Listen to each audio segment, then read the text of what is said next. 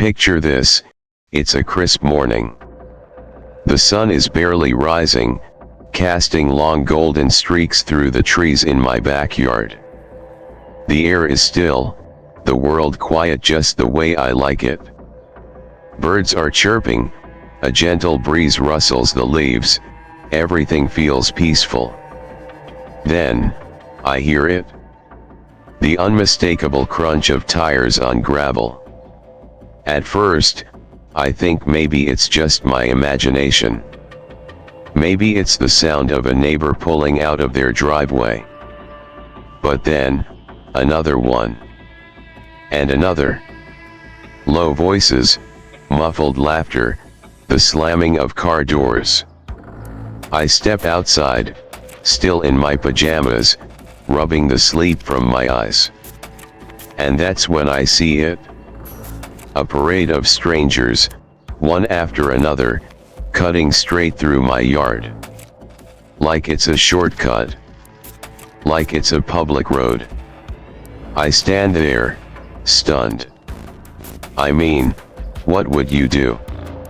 At first, I think this has to be a mistake. Maybe some lost drivers? Maybe a GPS error? But no, these people aren't confused. They aren't stopping. They aren't even hesitating. They're driving through my backyard like it's their morning commute. Oh, hey, good morning. Don't mind me just taking my usual route through your property. I watch in disbelief as a mother with a stroller, yes, a stroller, casually walks past my porch like it's a sidewalk. No hesitation. No apology. Just another day using a stranger's land like it's a public park. And then it happens again. And again. Different cars, different people, different times of the day, but always the same pattern. At first, I try to be reasonable. Maybe I should put up a sign? Maybe people just don't realize. But deep down, I know. They know. They just don't care. And then, the real trouble begins. Because one day, a woman shows up. And not just any woman, the most entitled person I have ever met. Let's call her Debra. Debra doesn't just walk onto my land, no. She storms onto it like she owns the place. Hands on her hips, sunglasses perched on her nose, wearing that "I know better than you" smirk.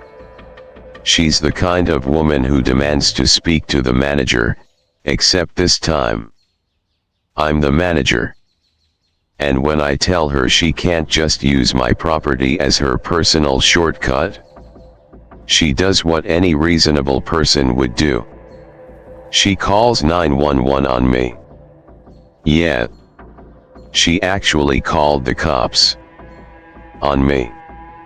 For blocking my own property. And that is where things get crazy. About a year ago, I finally moved into my dream home. It was everything I had ever wanted, a charming, secluded property tucked away from the noise of the city. Birds chirped in the morning, a gentle breeze rustled through the trees, and at night, I could actually see the stars without the glare of streetlights drowning them out. It was the perfect escape from the chaos of everyday life. The house itself was a gem. A beautiful single-story structure with a wide front porch, tall windows that let in natural light, and a backyard that stretched farther than I could have ever hoped for. And best of all, privacy.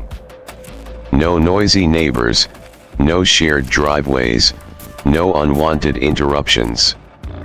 It was just me, my property, and the peacefulness I had longed for. But there was one small detail I hadn't considered. One tiny oversight that would eventually turn my peaceful retreat into a battleground of entitlement and audacity. You see, my property sat right next to an HOA community. Now, I wasn't part of the HOA, which was perfect for me because let's be real, who wants to deal with random people telling you what color to paint your door? No, thanks. I liked my independence. My land. My rules. But what I didn't realize was that HOAs and entitled people go together like peanut butter and jelly. Running alongside my property was a narrow strip of dirt road. It wasn't much, just a simple path that led from the back of my land toward one of the HOA neighborhood streets. It wasn't paved, didn't have any signs, and honestly, it just looked like an old service road that hadn't been used in years. I figured the previous owners must have had some use for it, maybe for deliveries, maybe just an old trail they never bothered closing off. At first, I thought nothing of it. It was just there, part of the land. No harm, no foul. I mean, who in their right mind would see an unmarked, dirt-covered strip of land and think, ah, yes, a public road for everyone to use? Right. Oh, how naive I was. The first time I noticed a car cutting through, I barely even registered it. Maybe it was a lost driver? A delivery guy who took a wrong turn? It was one car, after all. No big deal. But then, it happened again. And again. And again. It started as just 1 or 2 cars a week. Then, it became a daily occurrence. And before I knew it, it was a full-blown traffic lane running through my backyard. At first, I tried to rationalize it. Maybe these were just random people from the HOA who didn't realize they were trespassing. Maybe they thought it was a designated path that had always been there. But then, I started noticing something. They weren't lost. They weren't confused. They weren't hesitating. These drivers knew exactly what they were doing. It wasn't just random cars anymore. I started seeing the same vehicles, the same people, the same routine. I'd be sitting on my porch, enjoying my coffee, when I'd watch a silver SUV casually turn onto my property and cruise right through like it was part of their morning commute. Then, came the pedestrians. Oh yeah, not only were people driving through, they were walking through too. Moms pushing strollers, joggers in their neon sportswear, people walking their dogs on my land.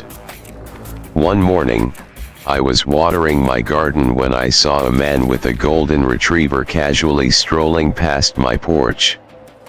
The guy didn't even acknowledge me.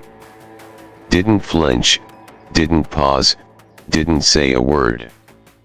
He just walked through my backyard like it was a city park. I blinked, wondering if I was hallucinating. But nope, this was real life. So, I called out just to see if he even realized he was on private property. Hey, excuse me. Man. Oh, hey. Nice place you got here. Great shortcut to the main road. I was stunned. Did he just say that like it was normal? Like I should be proud that strangers were using my land as a shortcut? That's when I realized these people weren't just using my property. They felt entitled to it. The more I observed, the more insane it got. I started noticing patterns. People would come in the morning rush hour, drive straight through my land, and disappear into the Hoa streets. Others would use it in the evenings, probably heading home from work. It was organized chaos. One night, I was outside locking up when I saw headlights in the distance. It was 10 p.m. And sure enough, a car casually rolled through my backyard like it was a public street. No hesitation, no concern, nothing. That's when it hit me, they weren't just using my land. They had been using it for a while. This wasn't just a misunderstanding. This was deliberate. And here's where things got even crazier. I started checking the ground after the cars passed through. You know what I found? Tire tracks, dozens of them. The dirt road that had once been barely noticeable, it now looked like an officially used path. Grass had been worn down to expose dirt. The edges of the path had been compacted by repeated tire pressure. The entire thing was starting to look like an actual road. It was as if they had slowly turned it into a community street right under my nose. And now, I was just expected to accept it. At this point, I knew something had to be done. But I had no idea just how insane things were about to get. Because the moment I decided to take action, that's when Debra arrived. And everything went from bad to absolutely insane. At first, it was just a car here and there. No big deal, right? Maybe a random lost driver, maybe someone who took a wrong turn. I figured, hey, mistakes happen. But then, it wasn't just one car anymore. It became 2 cars, 3 cars, 10 cars, a steady stream of vehicles cutting across my land like it was part of the city infrastructure. I'd be sitting outside on my porch, sipping my morning coffee, watching as one SUV after another casually rolled through my backyard, like they were on some official shortcut map. The nerve. No hesitation. No second guessing. Just pure entitlement. You ever see one of those nature documentaries where a herd of animals follows a path they've used for years? That's exactly what this was, except instead of antelopes, it was a bunch of sedans and minivans plowing through my property. At first, I thought, okay, maybe they don't realize this isn't a public road. Maybe if I just stand outside and make my presence known, people will take the hint. Oh, how wrong I was. One afternoon, I walked outside, coffee in one hand, newspaper in the other, just in time to see a silver minivan pulling onto my property. So, I did what any reasonable person would do. I stood right there in plain sight and waved. You know, a friendly hey, you're on private property, kind of wave. And do you know what happened? Nothing. Absolutely nothing. The driver, a middle-aged woman wearing oversized sunglasses, didn't even flinch. She barely glanced at me before gunning the gas and speeding right past like I was an invisible bystander. I stood there, stunned. Was she serious? Did she just pretend I didn't exist? Okay, fine. Maybe one person ignoring me is a fluke. But then another car comes. And another. And they all do the same thing. Some don't even look at me. Others. Oh, they make eye contact all right, but with this annoyed expression like I'm the one inconveniencing them. One guy even had the audacity to shrug at me. Shrug. Like, what do you want me to do? It's just a shortcut. Oh, I don't know, buddy, maybe not treat someone's private property like your personal freeway. At this point, I was getting frustrated, but I still held onto a shred of patience. Maybe they just needed more time to realize this wasn't a public road. Maybe if I waited it out, the traffic would stop on its own. And then, the moment that changed everything. It was early morning, around 7 a.m. I had just gotten home from running a quick errand when I noticed something off about my yard. My stomach dropped. At first, I couldn't quite place it. The grass near the driveway looked wrong. The dirt seemed more disturbed than usual. As I walked closer, my heart sank.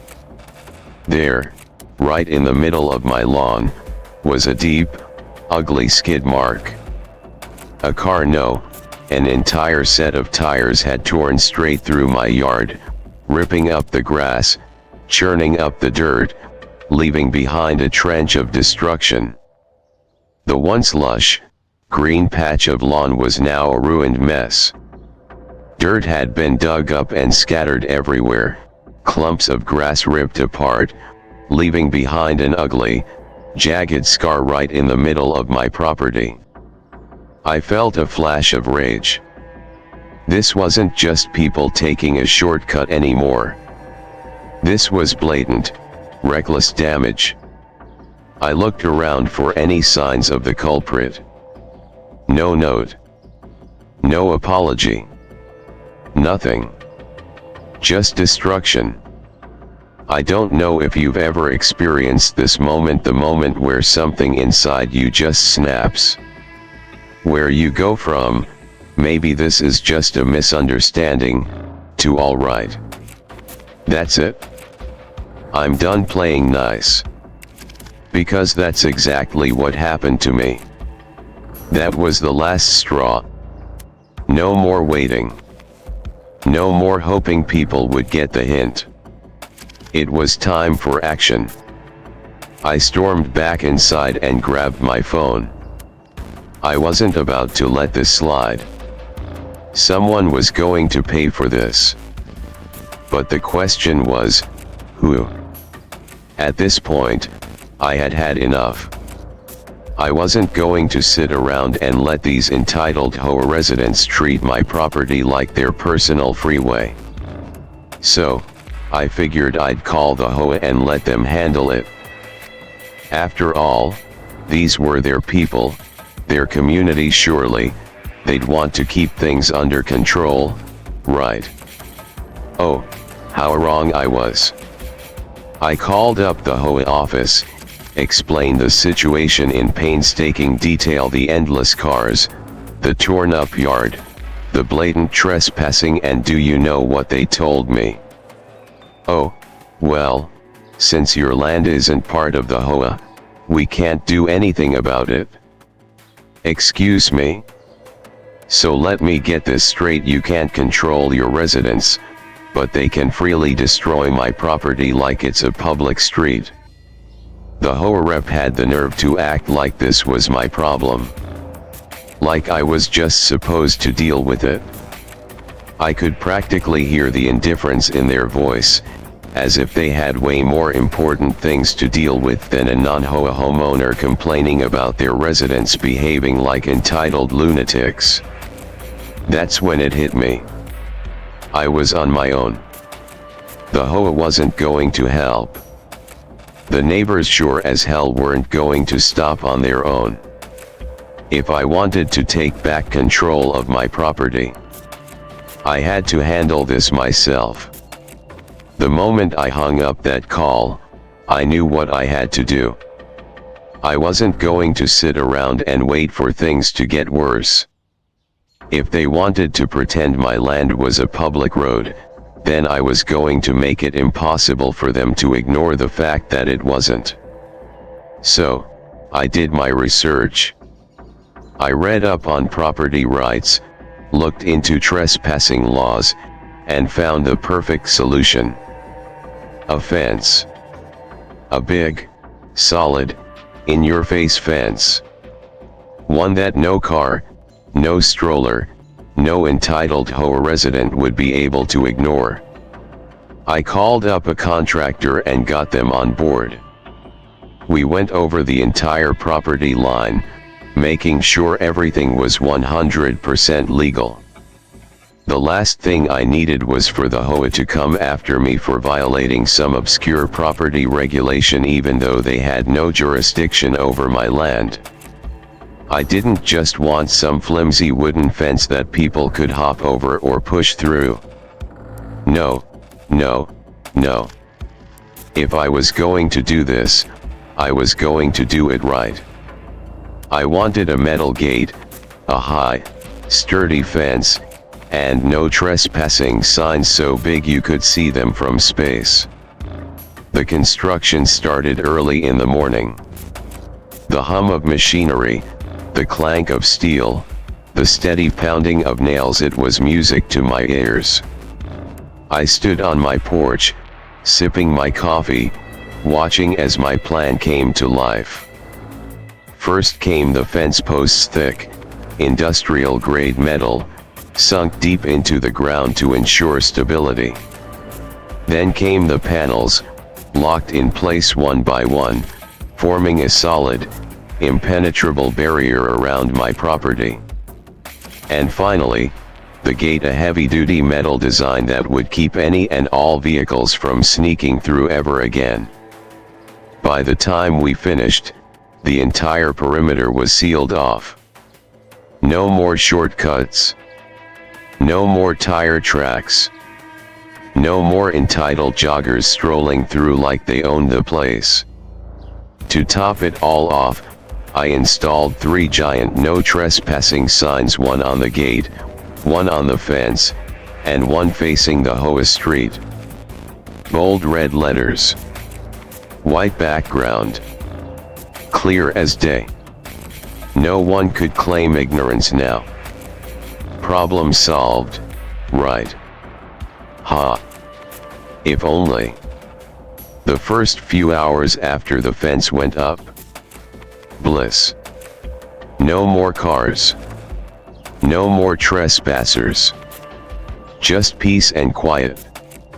I could finally sit outside without feeling like I was in the middle of a traffic intersection.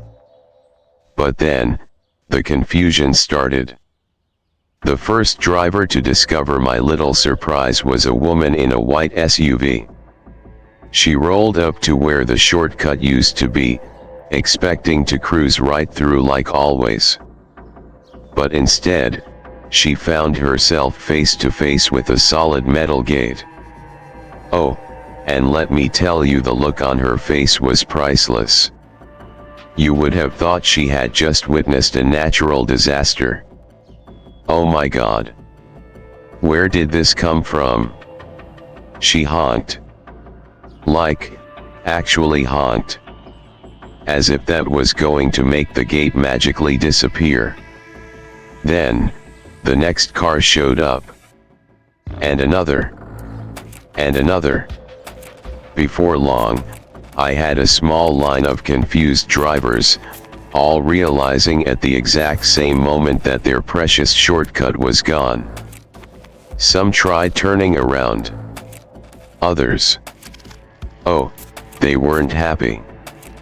One guy actually got out of his car and marched right up to the fence, standing there like he was expecting it to just open for him. Like, buddy, do you think this is a parking garage? You think if you stand here long enough, the magic gate fairy is gonna let you through?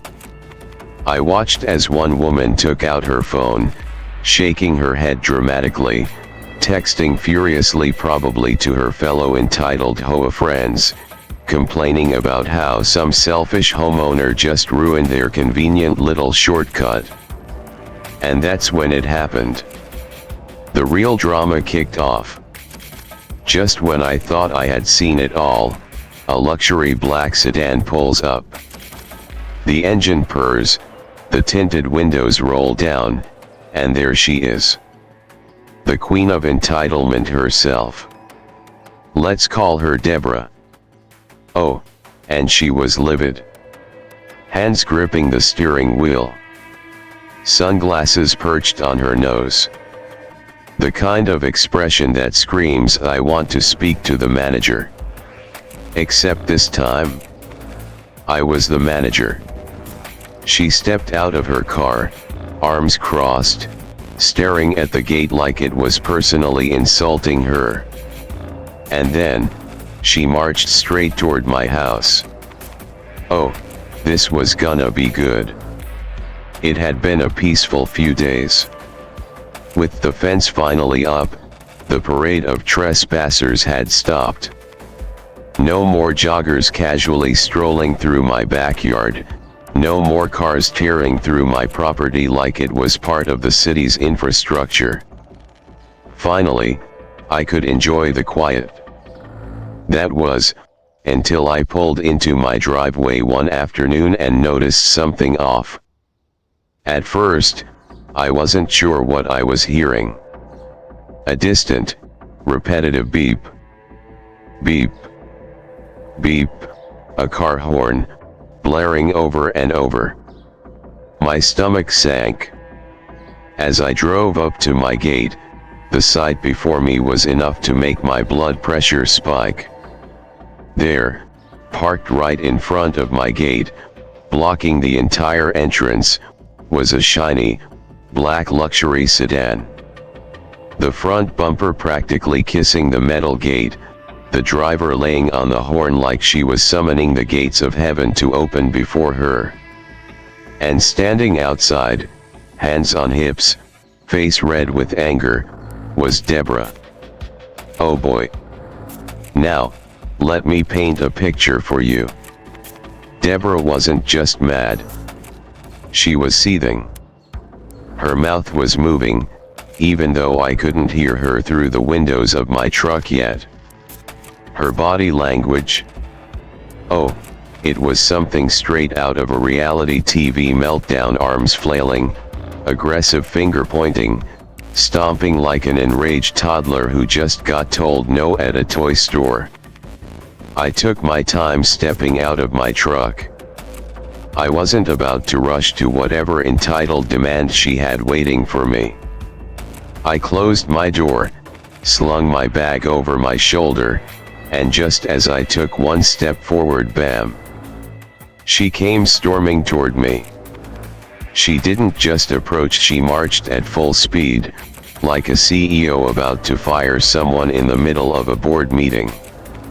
Debra, you need to open this gate. Now. Excuse me. Debra. I'm already late. This is the shortcut we've always used. You have no right to block it. Oh, she was one of those people. Apparently, in Debra's world, if you use someone's land long enough, it just magically becomes yours. Like some kind of reverse real estate curse. Ma'am, this is private property. You're trespassing. Now, any normal person, any reasonable adult might take a step back, realize their mistake, and maybe even apologize. But Debra? Oh, no. Debra wasn't here to be reasonable. Debra was here to win. Debra. I'm on the HOA board. We have been using this road for years. You can't just take it away. Did she just say take it away like it wasn't mine to begin with? Like she and the HOA had some divine right over my land. Oh, my apologies, Debra. Let me just hand over my property since you've been using it for so long. Would you like me to include my driveway too? Maybe my kitchen? Now, at this point, I was done entertaining this madness. I pointed at the giant, unmissable no trespassing sign bolted onto the fence, big, bold red letters, as clear as daylight. Look. I built this fence because people were trespassing. This is my land. It's not a shortcut. It's not an alternative route. It's private property. That's the law. Debra. You're making a big mistake. You have no idea who you're dealing with. The HOA will hear about this. You'll regret this. Oh, no. Not the HOA.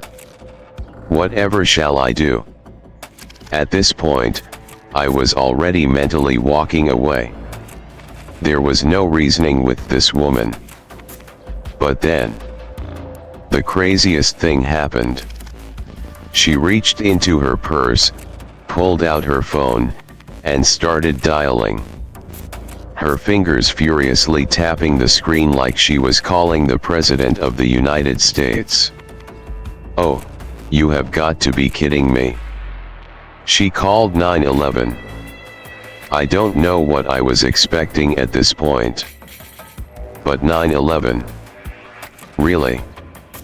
Like I had just committed some heinous crime. Like I had robbed a bank. Like I had kidnapped her firstborn child. Hello, officer. There's a homeowner blocking his own property. Come quick. It's an emergency. I stood there, arms crossed, just waiting to see how this would play out. Because one thing was for certain, when the cops showed up, they weren't going to be on her side.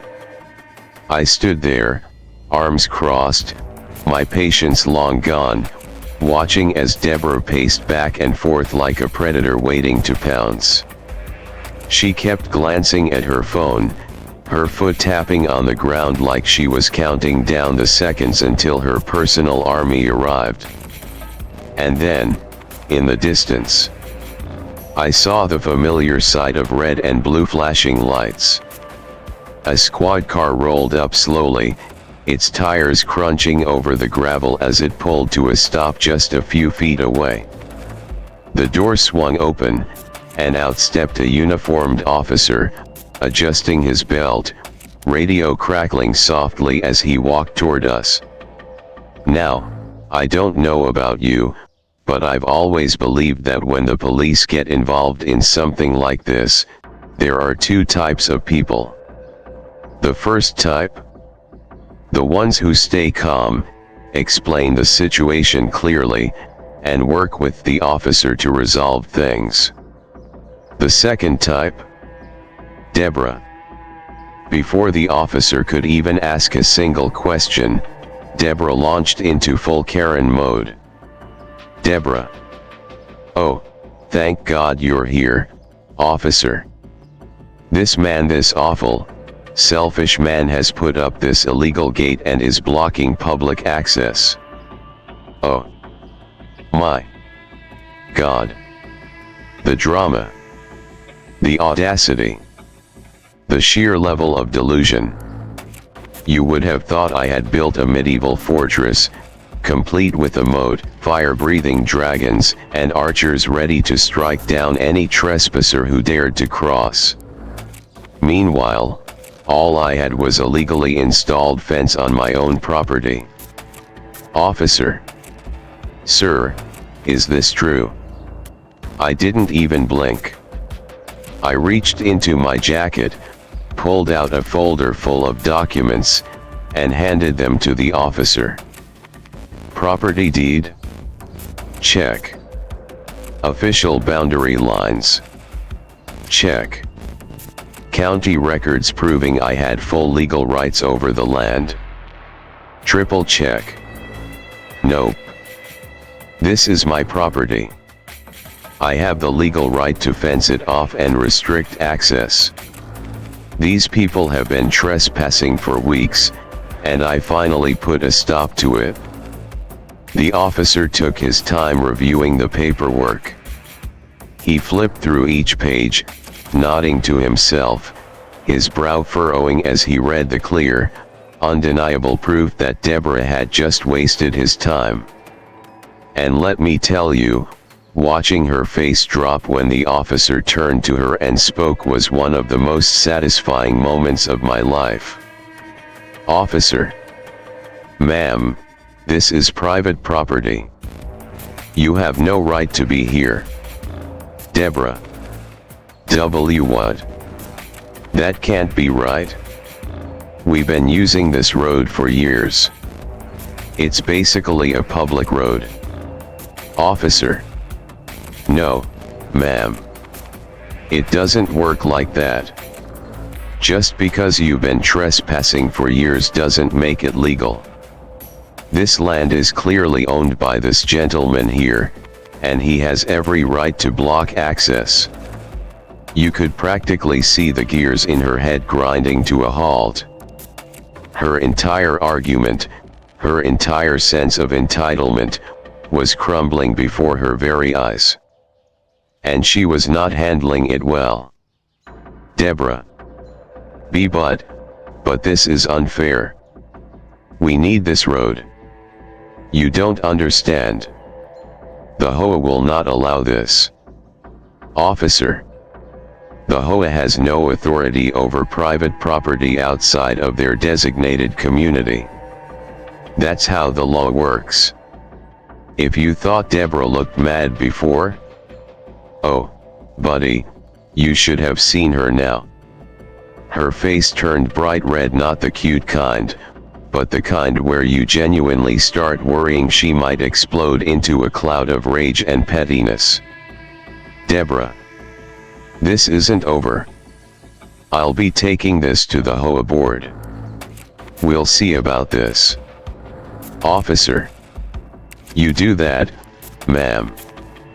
But if you continue trespassing, you may be facing actual charges next time. Oh, and there it was. The instant mood shift. The second she realized she might actually face consequences, the screeching came to an abrupt halt. Oh no. I might actually get in trouble for my actions. What a concept. With one final dramatic huff, Debra stomped back to her car, yanked the door open, and flopped into the driver's seat like a spoiled teenager who just got grounded. And then, she just sat there. For a solid 30 seconds. Probably texting every single HOA board member she knew, desperately trying to find some imaginary rule that would let her win this battle. Meanwhile, the officer handed me back my paperwork, gave me a nod, and with a slight smirk, said, "Officer. Nice fence." "Thank you, officer. I think so too." As the squad car pulled away, I turned back just in time to see Debra finally admitting defeat. She reversed aggressively, spinning her tires in the gravel before tearing down the road like she had just lost a battle she thought was already won. And with that, the first battle was over. Just when I thought things had finally settled down, just when I was starting to enjoy the peace and quiet that came with not having a literal highway running through my backyard, the HOA decided to crawl out of the shadows. It started with a letter. An official-looking envelope stamped with the HOA's fancy little logo, delivered straight to my mailbox. Now, I don't know about you, but when I see a letter from an HOA I'm not even a part of, my alarm bells start ringing. And boy, my gut feeling was right. I ripped open the envelope, unfolded the letter, and in big, bold, self-important print, the words practically screamed at me. "You are hereby instructed to remove the illegal fence as it is blocking a public access point that the residents have used for years." I had to read that twice just to make sure my eyes weren't deceiving me. Blocking a public access point. Since when was my private property a public road? Since when did trespassing for years turn into a legal right to my land? And then I saw the kicker. The part that made me laugh out loud in pure disbelief. Failure to comply may result in legal action. Now, let's take a moment here. Let's just pause and let this sink in. The HOA, the same HOA that had no legal claim over my land, the same HOA that had no authority outside of their community, the same HOA that ignored me when I called about their residents destroying my yard, was now trying to sue me over my own property. I had to physically sit down because I was so dumbfounded. This was a new level of audacity. I mean, Debra was one thing, but the entire HOA board deciding to back her lunacy. Oh, this was personal now. Big mistake. They wanted a fight? Fine. They were about to get a legal battle they'd never forget. I wasn't about to roll over and let a bunch of entitled suburban overlords dictate what I could and couldn't do on my land. So, I got to work. First, I called my lawyer, a guy who does not play around when it comes to property rights. I explained the situation, and you know what his first reaction was? Wait, they're trying to claim a private citizen's land as a public access point? Are they insane? Oh, buddy. You have no idea. He assured me we had nothing to worry about. Not only was the HOA's claim laughable, but they had absolutely zero legal standing to demand anything from me. But I wasn't going to stop at just legal paperwork. Oh, no. If they wanted to make this public, I was going to make sure everyone knew exactly what kind of corrupt nonsense they were pulling. So, I reached out to a local news station. You know, the kind that loves a good David versus Goliath story. I sent them a detailed email, complete with security footage of HOA residents trespassing on my land, the tire tracks they left behind, and of course, a copy of the ridiculous lawsuit threat. And guess what? They ate it up. They wanted an interview. They wanted to expose the HOA. They wanted to put these power-hungry busybodies on blast for the whole town to see. A few days later, I was sitting in a brightly lit studio, across from an investigative journalist who had that look in her eyes, the look that says, "Oh, this is gonna be good." HOA in panic mode. Now, here's the beautiful part. The second the news story aired, everything blew up. It was glorious. Neighbors who had no idea this was even happening started bombarding the HOA with complaints. The ones who were already sick of their nonsense. Oh, they were having a field day.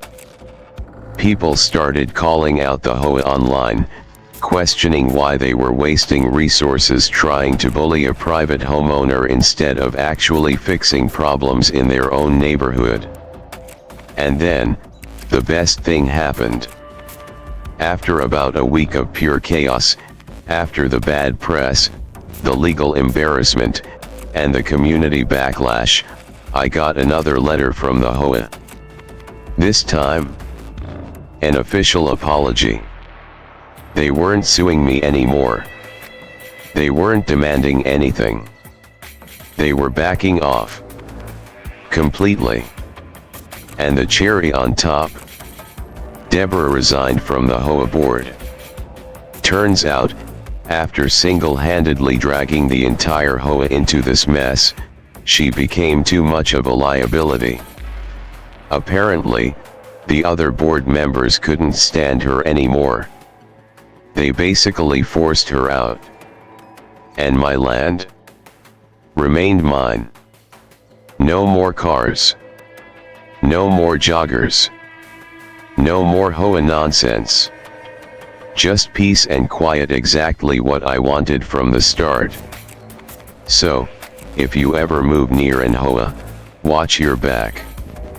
Because some people, they think your property belongs to them. I learned a lot from this experience. Not just about property laws or how insanely entitled some hoa members can be, but about how far people will go when they believe they're in the right even when they are absolutely, 100%, dead wrong. See, it wasn't just about a fence. It wasn't just about a shortcut. It was about power. The hoa wanted control.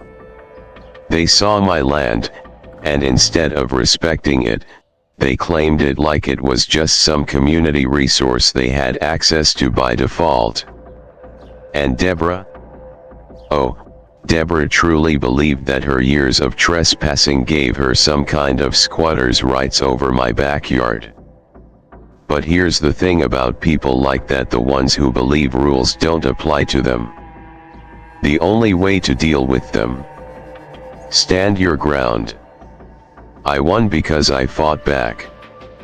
Because I didn't let them bully me into giving up what was rightfully mine. I gathered my evidence, played by the rules, and made sure that when they came for me, I was more prepared than they ever expected. And in the end, they lost.